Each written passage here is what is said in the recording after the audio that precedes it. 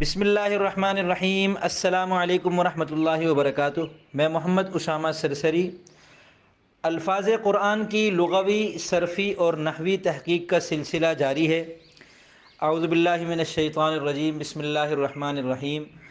الذی یوسوس فی صدور الناس۔ یوسوس کا لغوی مطلب ہے وسوسہ ڈالتا ہے، وہ ایک شخص۔ صرفی تحقیق کے مطابق مصدر مشتق اور جامد میں سے یہ لفظ مشتق ہے۔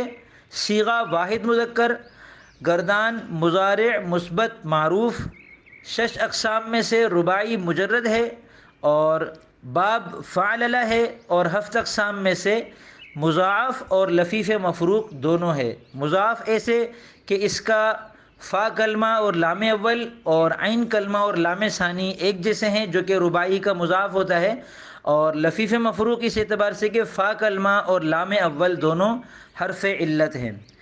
نحوی تحقیق کے مطابق اسم فعل اور حرف میں سے یہ لفظ فعل ہے، پھر فعل کی اقسام میں سے یہ فعل تام ہے، اور معرب اور مبنی ہونے کے اعتبار سے یہ معرب ہے۔ پھر معرب کی 3 قسمیں ہیں اعراب کے اعتبار سے، مرفوع، منصوب اور مجزوم۔ تو یوسوس مرفوع ہے کیونکہ عامل ناصب اور جازم سے خالی ہے، لازم اور متعدی میں سے یہ متعدی ہے۔